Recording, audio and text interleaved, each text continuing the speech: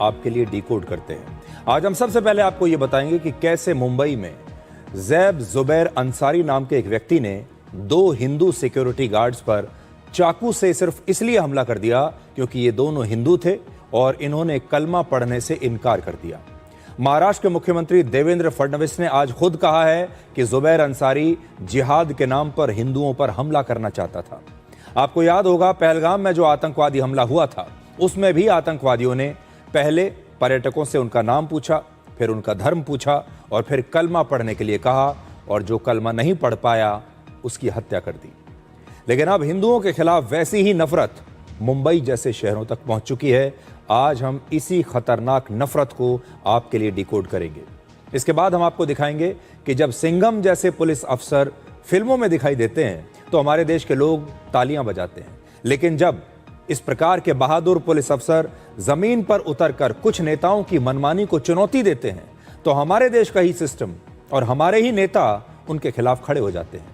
ये कहानी है उत्तर प्रदेश के एक एनकाउंटर स्पेशलिस्ट और आईपीएस अफसर अजय पाल शर्मा की, जिनकी आज चारों तरफ चर्चा हो रही है। अजय पाल शर्मा ने कल पश्चिम बंगाल में टीएमसी के एक नेता जहांगीर खान को चेतावनी दी थी कि वो चुनाव में शांति भंग करने की कोशिश ना करे, लेकिन जहांगीर खान की हिम्मत देखिए कि उन्होंने कहा कि ये खेल अजय पाल शर्मा ने शुरू किया है लेकिन खत्म वो करेंगे। बिल्कुल फिल्मी डायलॉग है। आज पूरी टीएमसी और कई विपक्षी नेता जहांगीर खान के समर्थन में आकर खड़े हो गए हैं। उन्हें शिकायत है कि इस आईपीएस अफसर ने जहांगीर खान को चुनौती कैसे दे दी, शांति की बात कैसे कर दी, ये कैसे कह दिया कि पश्चिम बंगाल में शांतिपूर्ण चुनाव होने चाहिए। और इसके बाद आपको ये बताएंगे कि आज तक पूरी दुनिया में हथियारों पर कभी इतना पैसा खर्च नहीं हुआ जितना इस साल हुआ है। इस समय पूरी दुनिया के देश अपनी रक्षा के लिए 271 लाख करोड़ रुपए खर्च कर रहे हैं। अकेले अमेरिका, चीन और रशिया, ये 3 देश ही मिलकर पूरी दुनिया के डिफेंस बजट का लगभग 51% खर्च करते हैं, यानी आधा खर्चा तो ये 3 देश कर रहे हैं। एक और खास बात ये कि यूरोप के देशों ने अब अपना डिफेंस बजट लगभग दुगना कर दिया है और इसकी वजह है रशिया और यूक्रेन का युद्ध। यानी दुनिया में बहुत कुछ हो रहा है, लेकिन इस समय अगर कोई चीज सबसे ज्यादा बिक रही है पूरी दुनिया में तो वो है हथियार। आज से लगभग 1 साल पहले जम्मू कश्मीर के पहलगाम में जो आतंकवादी हमला हुआ था, जिसे भारत कभी भूल नहीं पाएगा, उसमें आतंकवादियों ने पहले पर्यटकों से उनका नाम पूछा था, फिर धर्म पूछा था और फिर कलमा पढ़ने के लिए कहा था और जो लोग कलमा नहीं पढ़ पाए उनकी हत्या कर दी थी। अब मुंबई में भी बिल्कुल ऐसी ही घटना हुई है, जहां जैब जुबैर अंसारी नाम के एक व्यक्ति ने 2 हिंदुओं से पहले उनका धर्म पूछा, फिर उन्हें कलमा पढ़ने के लिए कहा और जब वो नहीं पढ़ पाए तो चाकू से उनकी हत्या करने की कोशिश की। आज महाराष्ट्र के मुख्यमंत्री देवेंद्र फडणवीस ने भी कहा है कि जुबैर अंसारी जिहाद के नाम पर हिंदुओं पर हमला करना चाहता था। अब तक पाकिस्तान के आतंकवादी हिंदुओं की जान ले रहे थे, उनका धर्म पूछते थे, उनसे कलमा पढ़ने के लिए कहते थे और धर्म के नाम पर उनकी हत्याएं कर रहे थे। लेकिन अब वही आतंकी सोच मुंबई जैसे शहरों तक पहुंच गई है और जुबैर अंसारी जैसे लोग इसी सोच के नाम पर हिंदुओं से नफरत करते हैं और उनकी हत्या करने की कोशिश करते हैं और यह सब कुछ हो रहा है धर्म के नाम पर।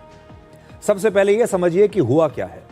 जुबैर अंसारी ने 2 सिक्योरिटी गार्ड से पास की एक मस्जिद का पता पूछा। ये दोनों गार्ड्स हिंदू थे और इनके नाम हैं सुब्रतो सेन और राजकुमार मिश्रा। इन गार्ड्स ने जवाब दिया कि इन्हें उस मस्जिद की जानकारी नहीं है, रास्ता नहीं पता है।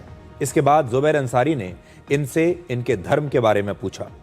उसने पूछा कि क्या ये दोनों गार्ड्स हिंदू हैं, और जब इन्होंने कहा कि वो हिंदू हैं तो फिर जुबैर ने इन गार्ड्स को कलमा पढ़ने के लिए कहा और जब ये कलमा नहीं पढ़ पाए तो जुबैर अंसारी ने अपनी जेब से चाकू निकालकर इन दोनों पर हमला कर दिया, इनकी हत्या करने की कोशिश की।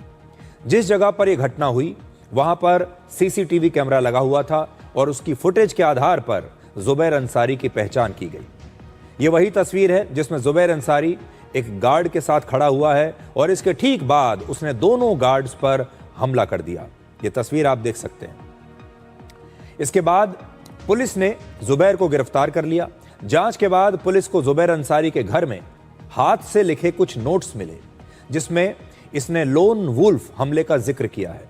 इन नोट्स में इसने आतंकवादी संगठन आईएसआईएस में शामिल होने की इच्छा जताई है और 2 हिंदुओं पर इस हमले को आतंकवाद के रास्ते पर उसने अपना पहला कदम बताया है। यानी ये आतंकवादी बनना चाहता था, आईएसआईएस को ज्वाइन करना चाहता था। अब आप सोच रहे होंगे कि ये लोन वुल्फ क्या होता है। तो लोन वुल्फ एक ऐसा व्यक्ति होता है, लोन वुल्फ एक ऐसे व्यक्ति को कहते हैं जो बिना किसी लंबे चौड़े नेटवर्क या किसी लंबी चौड़ी टीम के अकेले ही अपने दम पर कोई बड़ा हमला करता है। इस समय महाराष्ट्र की एटीएस और एनआईए मिलकर इस मामले की जांच कर रहे हैं। जुबैर अंसारी के घर से एक मोबाइल फोन, लैपटॉप और कुरान की 3 कॉपीज मिली हैं। अब इसके मोबाइल फोन और लैपटॉप की जांच करके यह पता लगाया जाएगा कि क्या वो किसी विदेशी हैंडलर के संपर्क में था या फिर इस हमले के पीछे कोई बड़ा नेटवर्क तो नहीं है। जुबैर अंसारी एक साइंस ग्रेजुएट है और इस समय एक कोचिंग सेंटर में ऑनलाइन क्लासेस लेता था। यह देखिए कितनी खतरनाक बात है। यह पढ़ा लिखा इंसान है, साइंस ग्रेजुएट है, एक कोचिंग सेंटर में ऑनलाइन क्लासेस लेता था, यानी पढ़ाता था। और इसके छात्रों को भी यह नहीं पता होगा जो इससे पढ़ रहे होंगे कि इसकी विचारधारा क्या है। वर्ष 2000 से लेकर 2020 तक यानी 20 साल तक यह अपने माता पिता के साथ अमेरिका में रहा। फिर अमेरिका में वर्क परमिट खत्म होने के बाद यह वापस भारत आ गया और इसके बाद यह मुंबई में कई अलग अलग जगहों पर रहा। यह भी पता चला है कि इसकी पत्नी अफगानिस्तान से है और वो इसे छोड़कर वापस अमेरिका जा चुकी है। और वर्ष 2022 से ही जुबैर अंसारी इस इलाके में अकेला रह रहा था। जांच एजेंसियों के मुताबिक अकेले रहने के दौरान ही यह इंटरनेट पर कट्टरपंथी विचारों के संपर्क में आया, ऐसी विचारधारा के संपर्क में आया और धीरे धीरे खुद भी एक धार्मिक कट्टरपंथी बन गया। महाराष्ट्र के मुख्यमंत्री देवेंद्र फडणवीस ने कहा है कि इस बात की भी जांच होगी कि जुबैर अंसारी अकेले काम कर रहा था या फिर इसके पीछे कोई नेटवर्क है। जुबैर अंसारी के पड़ोसियों के मुताबिक वो किसी से ज्यादा बातचीत नहीं करता था और जिस हाउसिंग सोसाइटी में रहता था वहां के ज्यादातर लोग ना तो उसे जानते हैं और ना पहचानते हैं। हे जे प्रकरण आहे हे बघितलं तर सेल्फ रॅडिकलायझेशनचे प्रकरण आहे। मोठ्या प्रमाणात पुस्तकं, साहित्य, इंटरनेट या माध्यमातून रॅडिकलायझेशनचा जो प्रयत्न आहे त्या प्रयत्नातनं हा जो व्यक्ती आहे, आरोपी आहे, हा तयार झालेला दिसतोय। त्यामुळे याला केवळ काहीतरी आपल्याला जिहाद करायचा आहे आणि जिहाद करायचा म्हणजे इतर धर्मियांना मारायचं आहे अशा पद्धतीच्या विचाराने पेटून त्यांनी हे कार्य केलेलं आहे। त्याला पकडलेलं आहे। आता एटीएस आणि एनआयची मदत घेऊन या रॅडिकलायझेशनच्या पाठीमागे कोण कोण आहे हे देखील या ठिकाणी शोधण्यात येईल। याचं कुटुंब हे परदेशात आहे, ते अमेरिकेमध्ये आहे। आता याच्या पाठीमागे कोण कोण आहेत, याच्या लिंकमध्ये कोण कोण आहेत, अजून कोणी असे रॅडिकलाइज झाले आहेत का, या सगळ्या गोष्टी ज्या आहेत त्या आता तपासामध्ये पुढे येतील। अब रात में आता था, वो रात में हमको नहीं मालूम है, मैं बातचीत किसी से नहीं करता था, अपने काम से काम करता था। अब हम 4 महीने से हूँ तो 4 महीने से जानता हूँ। नहीं, हम तो जब चाहे तब तक अकेले देखते हैं उसको। ये 6 तारीख को 2 साल उसके पूरे हो रहे थे, फैमिली के साथ रहता था। फिर उसके फैमिली में कोई डिस्प्यूट हो गया, वो हमको पता ही नहीं, ठीक है। और ना वो किसी को दिखता था, मतलब आप ऐसा देखेंगे तो हम पहचानते ही नहीं उसको कोई भी। और यही संडे के दिन कमेटी के लोगों ने जो लोगों का एग्रीमेंट एक्सपायर होता है तो उसको भी बुलाए थे और वो छोड़ के जाने वाला था। ऐसा था क्योंकि दूसरा टेनेंट भी लग गया था उस घर के लिए। अब किसके दिल में क्या रहता है किसी को पता नहीं। और जबरदस्ती आज हम सबको इतना हैरेसमेंट हो रहा है। हैरेसमेंट मतलब ऐसा है कि बिल्डिंग में उस फ्लोर में लोगों को इतना डर का माहौल हो गया है क्योंकि वो टेनेंट था। अगर वो परमानेंट यहाँ रहवासी रहता था तो हम लोग कुछ उसके बारे में बोल सकते थे।